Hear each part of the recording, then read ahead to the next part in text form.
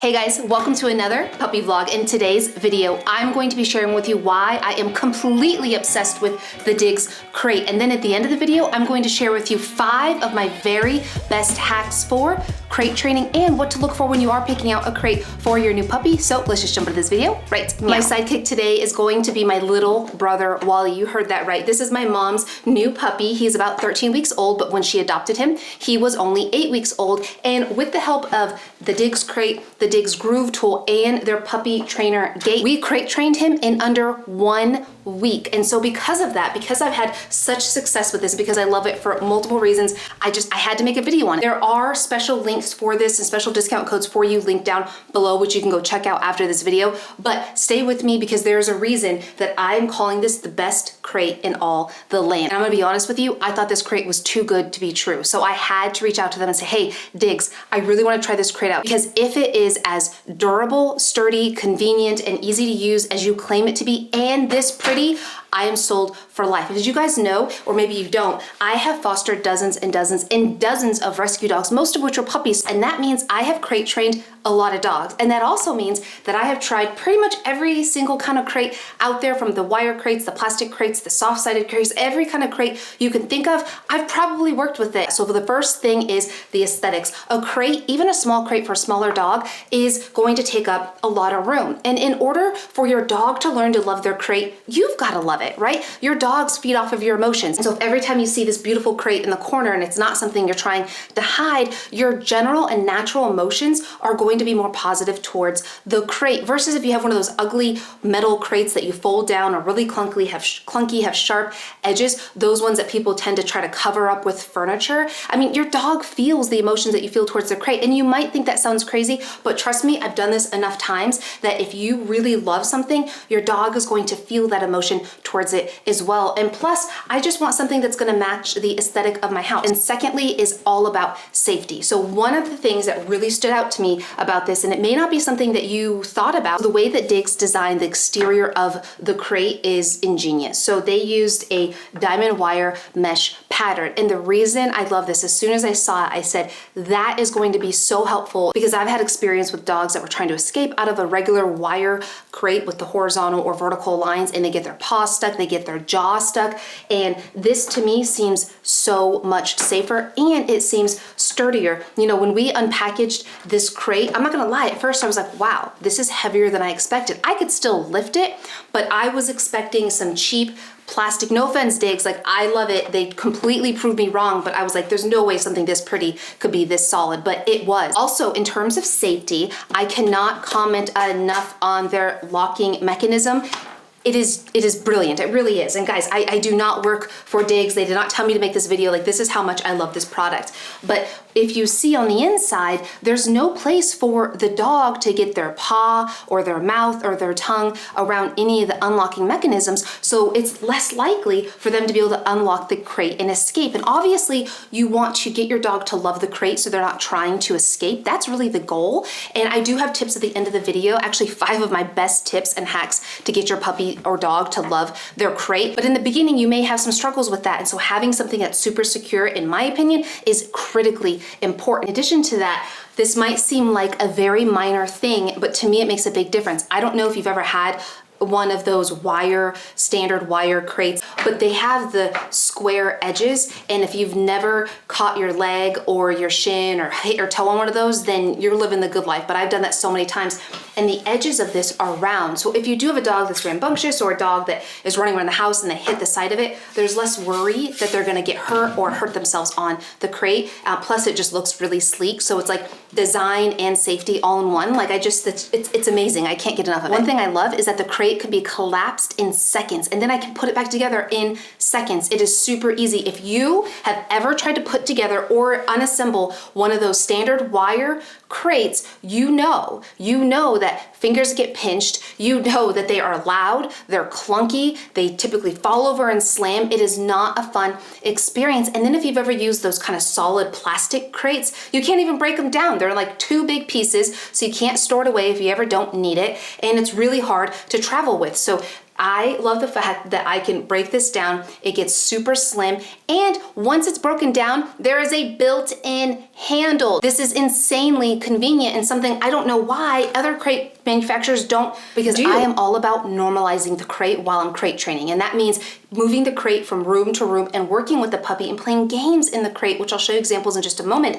all throughout the house, all throughout the day. And any other crate I've worked with is a pain to move from room to room, because this crate has something I have never seen before, and that is wheels. Guys, you don't even have to break this down if you want to wheel it from one room to the next, or just move it around in the room that it is for whatever reason, maybe to vacuum. It has wheels. You can literally lift it up a couple inches and easily move it. Even a child could do that. I'm not super strong. I don't have a ton of muscles here, and it is nothing. It is so easy to do, and it rolls over carpet or hardwood, and I know that because I've rolled it all around this house with no issue. And in addition to that, it makes it super travel friendly. So this could easily fit in a car, so you can have it as the way to transport your dog, or you can fold it up flat and easily put it in your trunk or even your back seat. And if that wasn't convenient enough, I didn't even know this until it came in the mail, but it comes with a puppy divider, because what I like to do to save money is when I have a puppy or I'm fostering a puppy, I get a crate that's going to be large enough for them to grow into. So we got Wally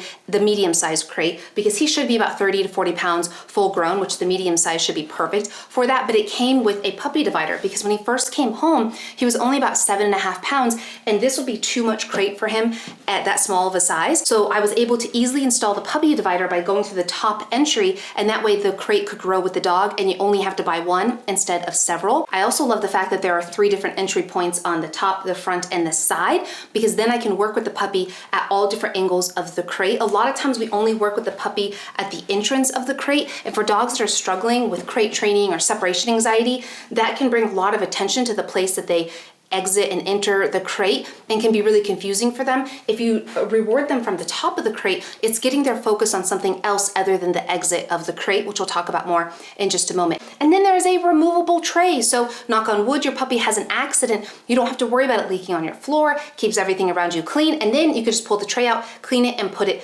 back. Okay. You may be thinking, Rachel, I'm bought in, I love it, but in the beginning of the video, you mentioned some crate tips, and you're right. I've crate trained so many times, I have so many tricks up my sleeve that I barely know what to do with them. So I'm gonna share them with you. That was super cheesy. But the first thing I love to do is play the in and out game. So what I mean by that is positively reinforcing when they go in the crate and make it a game to where they know when they can come out and go in. So let's just show you what that looks like. Okay, Wallace, crate.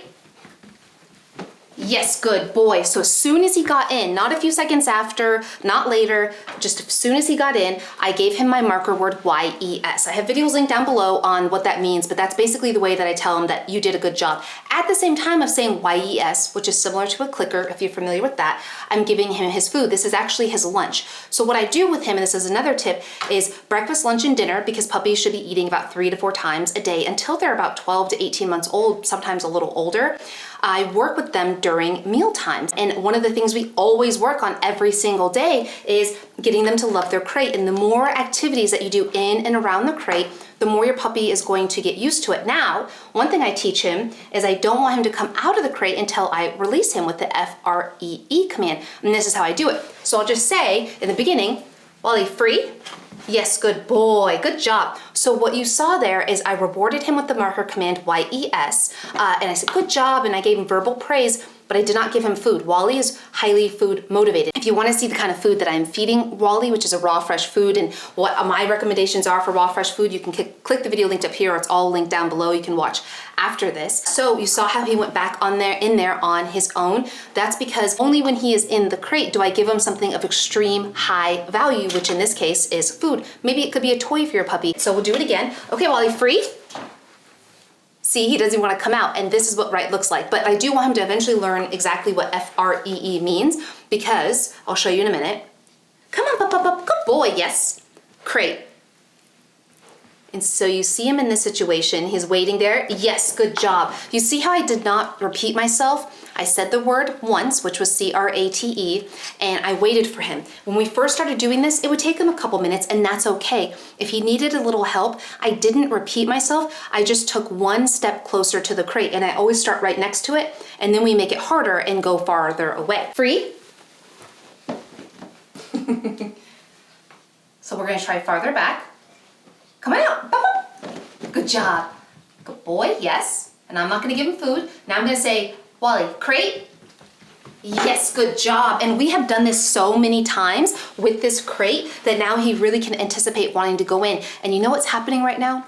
Right now he's learning that the crate is a fun, exciting place because we're interacting together. Dogs, even puppies, yes, you can start doing this with an 8-week-old puppy. We did that with Wally. He was doing this by 8.5 weeks old. Dogs love to work.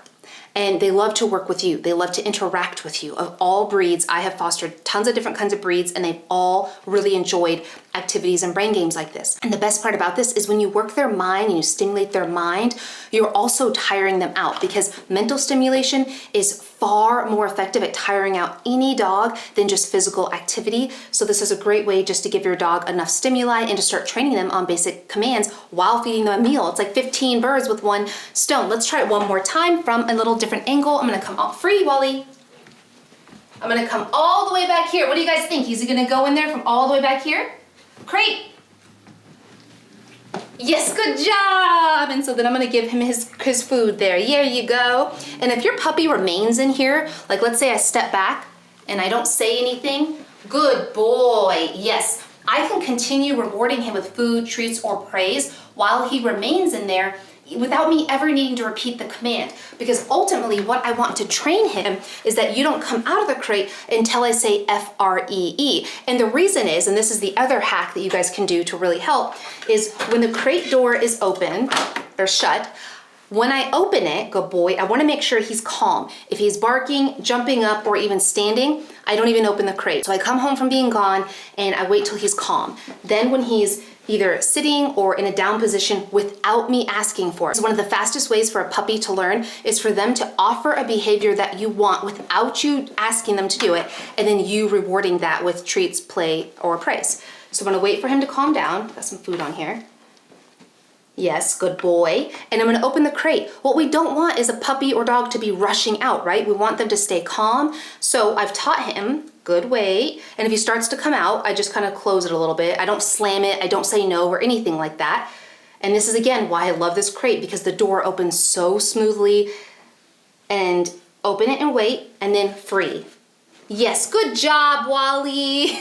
Another super hack for crate training is when they're snuggling and napping, because puppies can sleep up to 18, 20 hours a day. What I always did with Wally is I gently just laid him down in his crate. Let's say he fell asleep on the edge of the couch and he was passed out, I would pick him up and we would put him in his crate. We wouldn't even shut the door in the beginning. We just left the crate open. And what I loved about that is with the Diggs crate, you can get their bed that actually fits exactly in the crate. It's an orthopedic foam pad, so it's soft and it conforms to their body. It comes with a removable cover that's chew resistant and water resistant, so if there is an accident, I don't have to worry. In fact, Wally did have an accident on this bed and it washed out easily. I honestly wasn't sure if it would, but it did because it was a big accident. So good job, Wally. And this way I didn't worry about him being uncomfortable in the crate or worry about him chewing on it. So that's what I love, the fact that it's like your whole crate training and crate system in one by one company. So you can just get everything you need in one purchase. A lot of it that already comes with it, like the tray and the puppy divider. Then another thing that you can do to really get your puppy to love the crate is to make the crate a positive place. How do you do that? I have a really cool tool for you, and it is called the Diggs Groove Tool. And it's something I have never, ever seen before, but it's pretty stinking cool. Okay, before we jump into that, friendly reminder that special discount codes and links for the Diggs bed, the Groove Tool I'm about to talk about, the crate, etc., are linked in the description below, plus more crate training, potty training videos, etc. But one thing I make sure that we do is work with him during every meal time. Again, he eats 3 to 4 times a day, and it could just be basic sits, downs, going in and out of the crate like we just talked about. But sometimes I get busy, and so what I'll do is I'll feed him out of a tool like this, or preferably the Groove Tool, which I'll show you in a minute. But what I'll do is I'll put his meal in a smart feeder like this. So let's say you want to level it up, you could put it in a smart feeder, put a little bit of raw goat milk in it or bone broth with no seasoning, and then you put it in the crate with them. You can leave the door open while you're preparing lunch or checking emails, but then what you're doing is you're getting a positive association, what are you doing, with them being in the crate while mentally tiring them. And you could do a tool like this or this and stuff their food in it. But my preference is to use something like the Groove tool. The Groove crate training tool is by Diggs. When they showed this to me, I was like, what is this? I've never seen anything like it before. But what I have on here is his frozen food, his food frozen on here. I froze it for about an hour. And then all you do, this is incredible. So crate, yes, good boy. And then what I like to do is actually put it at the back of the crate, and you put it inside and then you twist. Then the reason I love this more than a Kong or Kong type toy, especially for young puppies, is it is attached to the crate. So I'm less worried about him chewing on it inappropriately, trying to swallow little pieces. 2, Wally is a strong chewer. Now he is small, but he is a strong chewer for his size, and he's never been able to break off a piece. So far it's been awesome. 3, it's attached to the crate. So as far as Wally is concerned, the crate itself is giving him that reward. So it's creating more of a positive association of the actual crate versus a toy in the crate, if that makes sense. Another game that I love is if you have some little plastic bowls or Tupperware or little plastic cups, you can take some treats. These are just freeze-dried green lamb tripe. That's the only ingredient, and so they're super healthy. And I just take some bowls and I hide the treats under them inside the crate and have them go work at it. Now, here's a pro tip. If your puppy is nervous about getting in the crate, try doing this outside of the crate first, right next to it, and then slowly work your way into it, keeping the crate door open so they feel free to come in and out. And as I mentioned before, I really love the idea of normalizing the crate. So because the fact that this has wheels, I highly encourage you to move it from room to room, especially let's say you have a movie night Friday night. Bring the crate out to the living room and have your puppy go in and out of it during commercial breaks. Have your puppy get comfortable to going in it on his or her own, so it's not just the place they go to whenever you leave the house or go to bed. This way they become more comfortable and confident in and around the crate, and you're gonna have a happier puppy. Okay guys, if you wanna learn more about what I feed Wally and my favorite food for puppies, click the video links right here. And if you want to learn about my favorite chews for a puppy, click the video right here. And don't forget your discount codes and links are down below in the description. I hope you have a beautiful day. Goodbye.